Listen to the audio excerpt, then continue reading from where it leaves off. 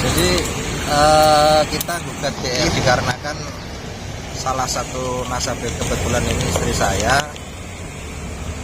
Kebetulan ada WA itu mengaku bahwa dia adalah salah satu karyawan dari JNE atau paket pengiriman barang, yang dinyatakan bahwa dia itu sudah dibayar lunas, tinggal ngirim barang.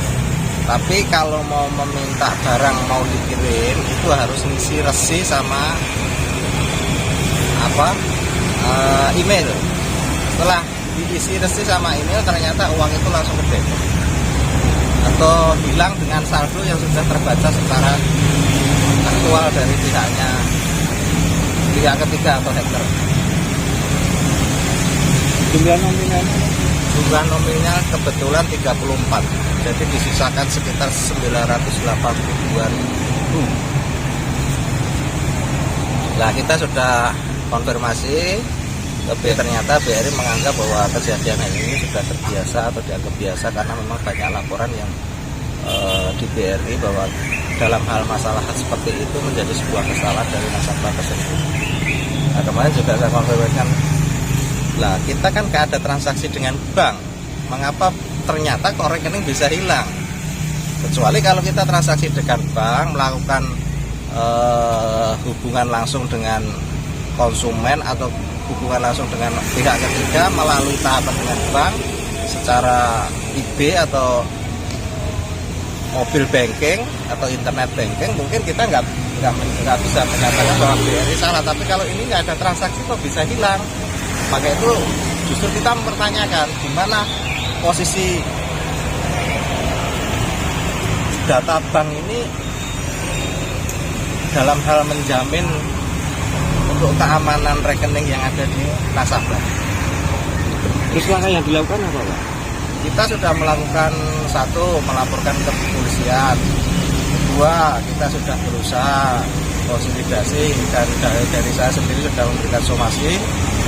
Yang ketiga, ini langkah terakhir saya harus melakukan gugatan, mana bahwa gugatan ini menunjukkan bahwa saya mewakili dari masyarakat atau nasabah bahwa hak-hak kita diambil oleh orang atau pihak ketiga yang kebetulan BRI tidak bisa melakukan action setelah kita ketahui bahwa ternyata di dalam rekening itu pindah ke rekening orang, tapi sama sekali tidak melakukan sebuah action atau dengan laporan itu kita sudah dari kepolisian datang ke BR uang yang diretas, ya nggak seperti itu. Artinya juga membiarkan seperti normatif apa adanya. Korbannya banyak, Pak? Gimana? Korbannya banyak. Ya kebetulan yang saya terima ada beberapa orang yang menyatakan bahwa dia juga korban dari semacam itu, dan kebetulan ternyata itu juga. Terus ini tadi waktu sidang ada perwakilan dari Iya, kebetulan kita menunggu sampai sidang harusnya jam 9 sampai jam segini sama OJK sampai saat ini belum hadir. Itu gugatannya sudah didaftarkan? Oh sudah, ya sudah. Bisa ditunjukkan, Pak? Gugatannya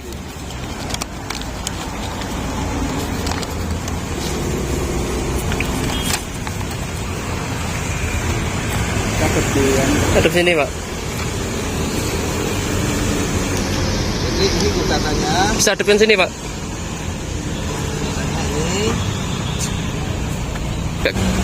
kita memasukkan turut tergugat dari OJK karena OJK sebagai polisinya banker bahwa dia harus mempunyai wewenang untuk memberikan bentuk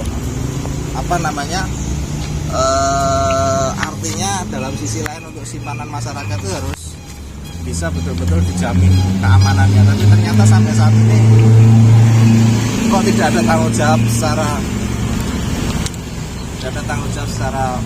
benar dari bank. Ini jadwalnya apa, Pak Heru? Jadwalnya di sini adalah pembacaan gugatan sama mediasi atau sidang pertama.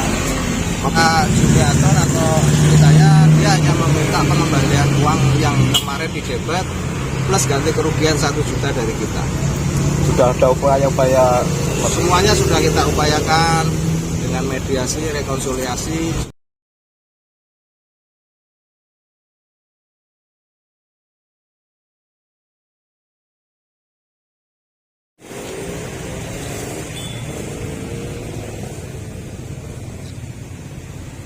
Betul Fadri, kebetulan klien kami bernama Ibu Jumiatun yang menjadi korban dari sebuah sistem ya, di mana ada kajian hukum kita berkenaan ada dua sebenarnya berkaitan dengan white collar crime dan blue collar crime. Kalau di sini kita melihat berkenaan dengan sistem perbankan, apalagi menggunakan sistem elektronik ya berbasis IT, kami mengajunya menggunakan white collar crime. Karena apa? Pada saat Ibu Jumiatun sebagai klien kami itu menyampaikan sudah menggunakan fasilitas m-banking dalam suatu sistem perbankan skala nasional, tidak tahu mengapa sehingga bisa terjadi kebocoran data informasi dan juga berkaitan dengan hilang uangnya.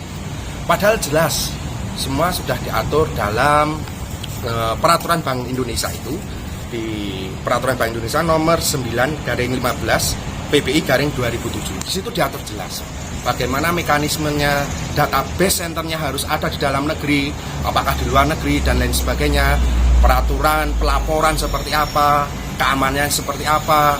Makanya PPI juga tegas mengatur. Tapi di sini sayang karena kita sebentar lagi atau sudah masuk dalam ranah era digital 4.0, harusnya perbankan lebih signifikan atau leg spesialis bisa melalui DPR untuk merancang undang-undang berkaitan dengan khusus untuk transaksi mobile banking ya, karena di sini peraturannya tidak ada sanksi